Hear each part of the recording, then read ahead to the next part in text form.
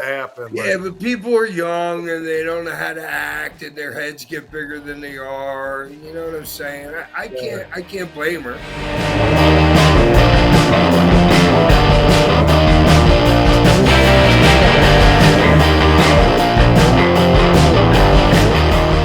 Shit. Had this shit just poured the whole fucking 8-ball on his fucking head. Jeez. What exactly is this question? Like what it was like? Like describe the OG ECW arenas. I guess the atmosphere, there are any crazy stories and stuff like that when it comes to Rob, you always talk about Jim Thorpe, PA, how fucking shitty that arena was and everything. I remember. Wait, hold on. Let's answer this guy's question. Dude, yes, there'd be people that would bring in stuff, but there was other, like Buffalo. When we did the thing in Buffalo, there was like 20 trash cans full of shit outside. The one when we whatever the match was or whatever. Center.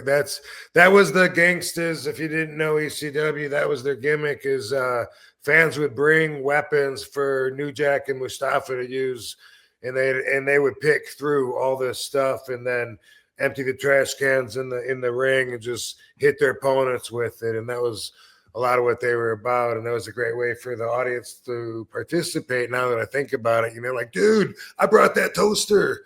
That was me. I brought that. No, dude, that's so important what you just said right there.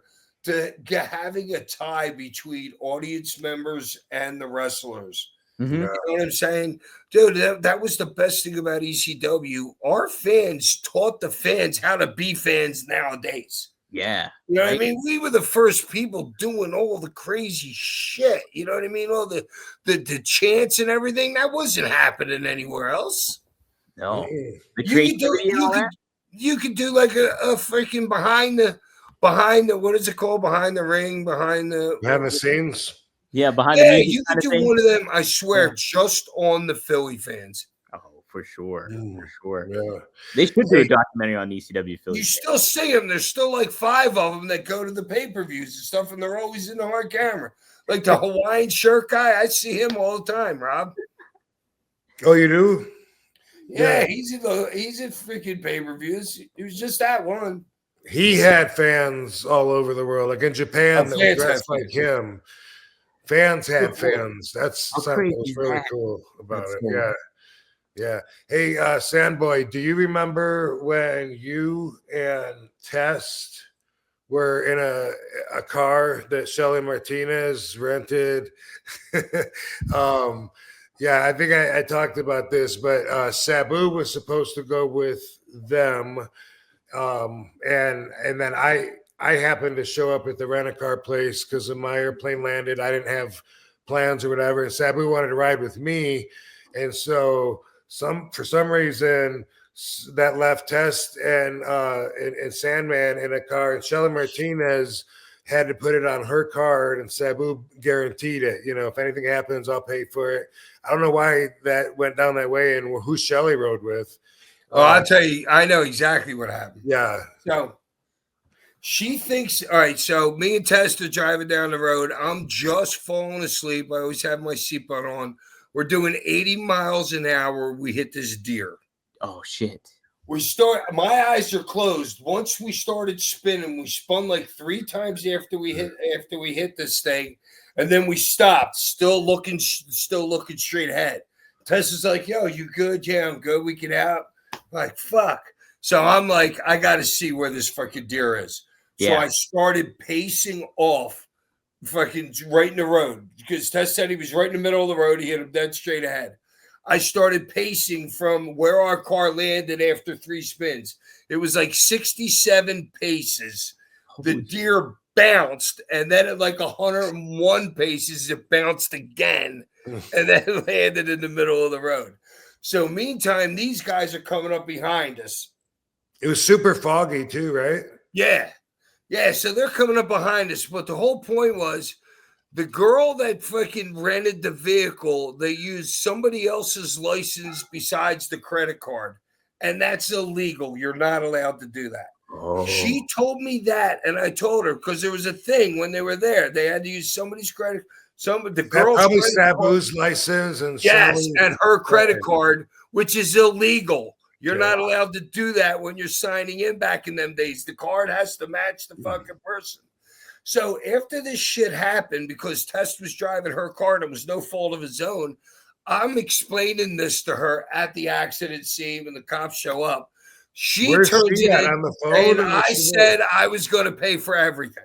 there? That's what she turned the story in.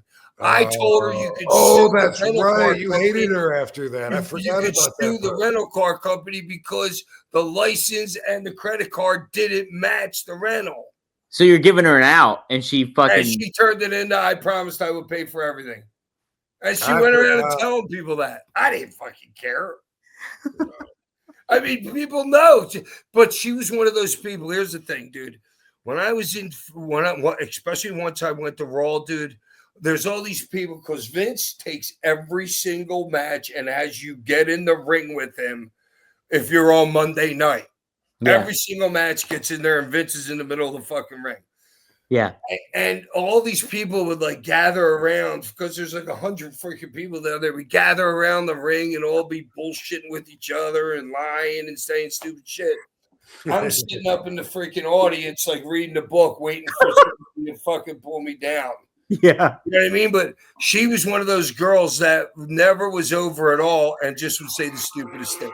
Oh. Not just the thing that I'm talking about, like with me and her, but she was known for that anyway. Yeah, she had a reputation of just saying. Well, stupid. she would hang around with all these superstars and never shut up. Oh man, yeah. No, but I'm not trying to bury her at all. But she just misunderstood that accident. Why would I say I will pay for everything? Right. Yeah. Why would you didn't listen, honey? Sorry. Yeah. Because that's exactly what Sabu said. Yeah, dude. Fucking.